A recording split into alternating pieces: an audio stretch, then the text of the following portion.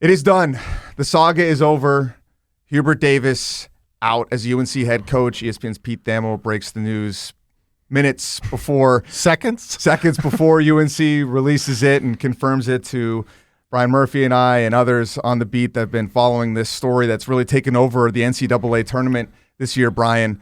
Since UNC exited early, giving up a 19-point second half lead versus VCU, stirred up the echoes of 5 years of inconsistency and disappointing seasons for Hubert Davis, and ultimately leadership there made the decision to move on, and a decision led by Bubba Cunningham, Steve Newmark, and Chancellor Lee Roberts. Brian, we've both been talking to sources, Chris Lee, our colleague as well, the last couple of days about this really nonstop. I'll hand it over to you because I know you just got off the phone. What do we know? Yeah, I was looking at Hubert Davis's statement. I think the most important part of what Hubert Davis put out is that he wanted to continue coaching this team, and I think that starts to shed some light onto why this process feels like it took a long time. Let's not forget that loss was only on Thursday. Today is Tuesday. That's less than a week to go from losing that game to VCU to Hubert Davis out, a Tar Heel lifer, out as coach, even though he's 125-54. So not an easy decision. And I think when you see Hubert's statement that he wanted to continue coaching, I think officials wanted to see some changes, and maybe the changes that Hubert Davis was willing to do didn't go far enough.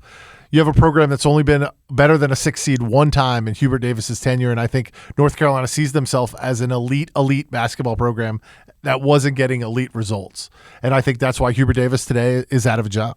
And maybe he could have had an opportunity to really practically make those changes, but I would say in this process, UNC didn't do a lot to quiet the noise that stirred up around Hubert Davis, and it's a multifaceted situation here, right?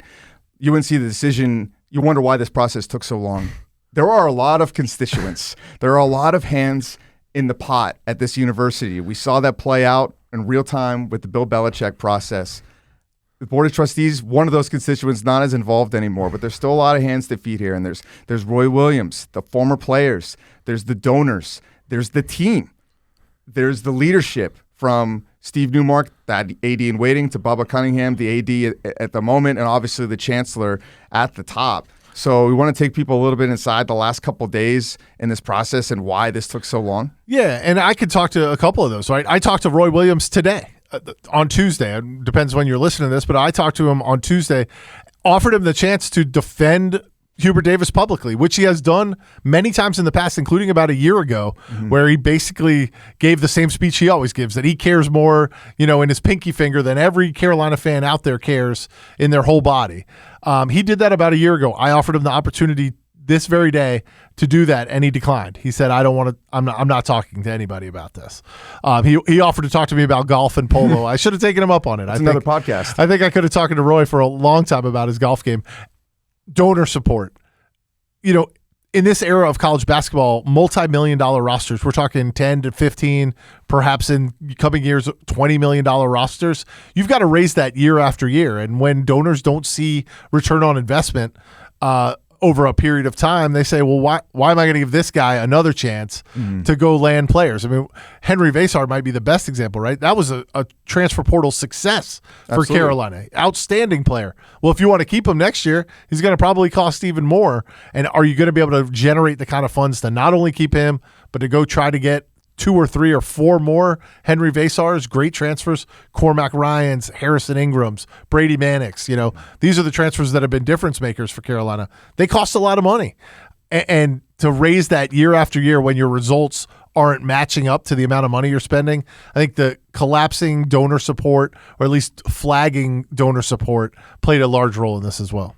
Right. I mean, this was in a lot of ways a make or break year for Hubert Davis, even if it was never explicitly said. It was at least an all-in year, right? Like all the excuses had been taken away, where we come off a season where they just had a roster that didn't fit. They didn't have any bigs. Right. They missed the boat in the portal with the Drake Powell team, and it just didn't work. They make the NCAA tournament in the play-in, and they have an early exit. But this year, there's no excuses, right?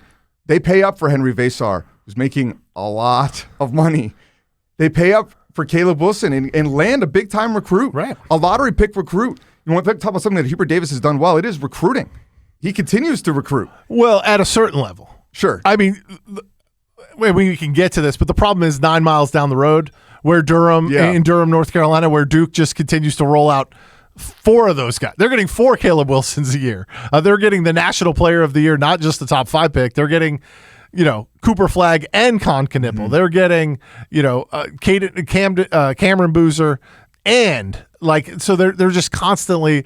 But anyhow, Hubert did a nice job, a good enough job recruiting, I think. Yeah, no, and that's a fair segue because UNC does not exist in a vacuum, right? Right. Duke is their neighbor. NC State is one of their rivals, right? And all those things you just said about Duke magnify the issues at UNC, who, yes, did make a national title his first season, but the further we get away from that, the more that looks like the outlier and the more that the inconsistencies, the lack of player development, and the early exits from the NCAA tournament or just missing it outright glare and look like the norm. And this was a team that in a lot of ways – Hubert, it's a winding season because, they had this huge moment over Duke, but then after the Caleb Wilson injury, he ultimately lost the team.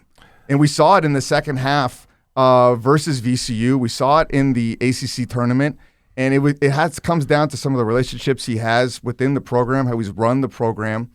I mean, he's brought in the GM, but his staff has been largely stagnant throughout, and that was a big reason for, I think, the improvements that UNC wanted to make going forward, and ultimately they just ran out of time to make them. Yeah, I mean, a couple of things. You mentioned that this was sort of a make or break year. That was conveyed. That was out there long before this year. It wasn't, they squeaked into the NCAA tournament the previous year.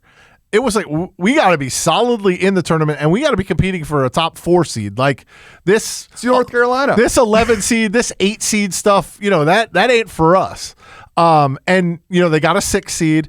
Let's make the counter argument. 19-5 with Caleb Wilson. You beat Duke, Kansas, and Kentucky in the same season for the first time since 1982, which ended with a Michael Jordan jumper to win a national championship. 125-54 overall. You did make the NCAA tournament 4 out of 5 years. So, I think if you're Hubert Davis, you make the case that, look, I've been successful.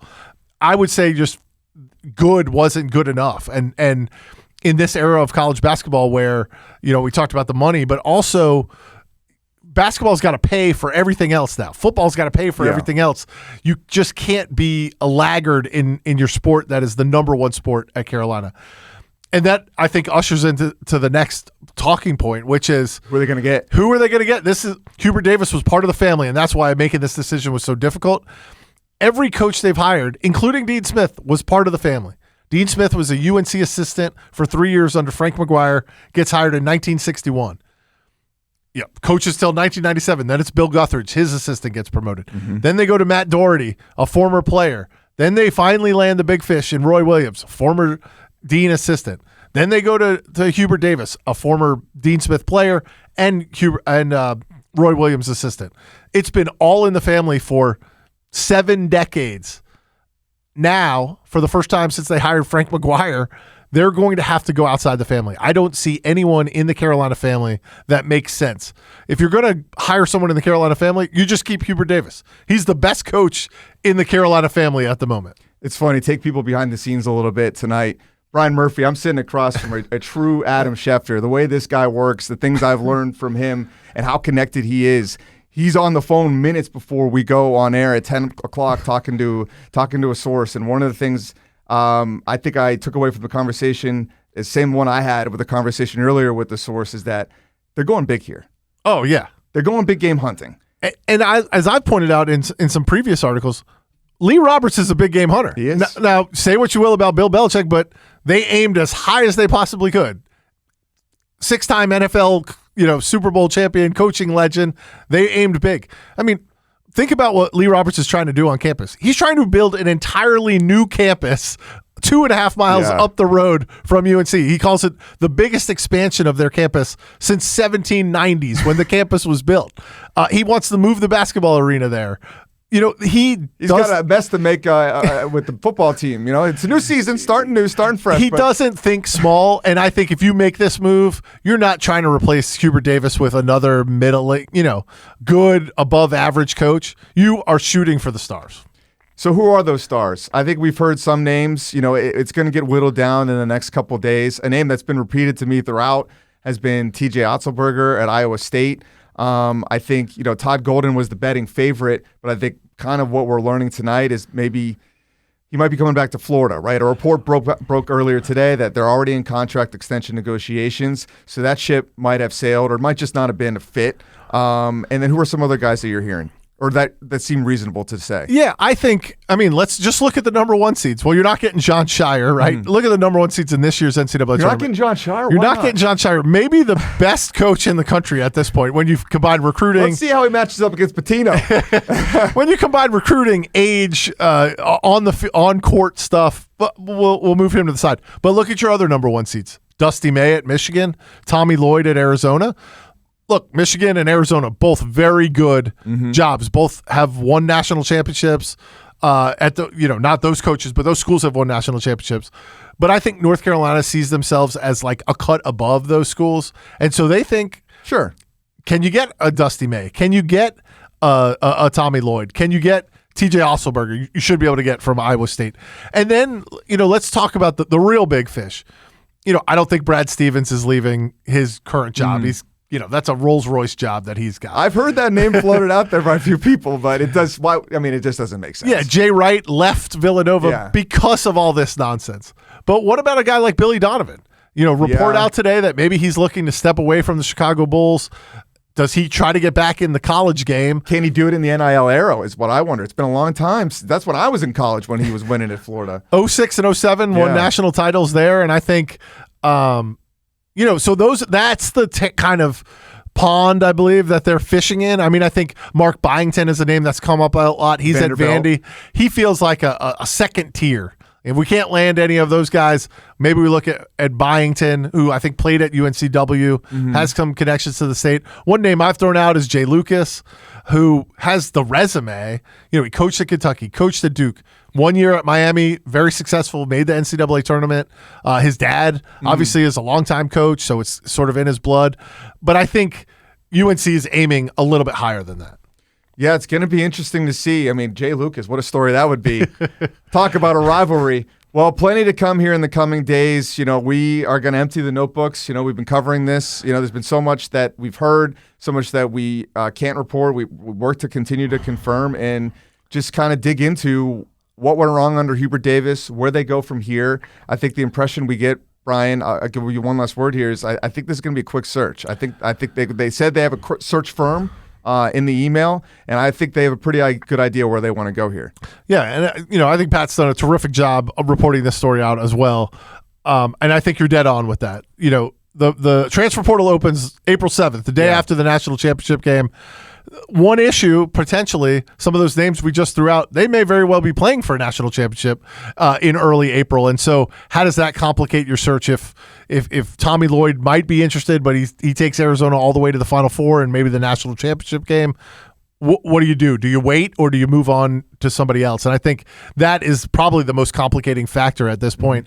No doubt North Carolina's already made contact, whether that's initial contact, whether that's through back channels with agents.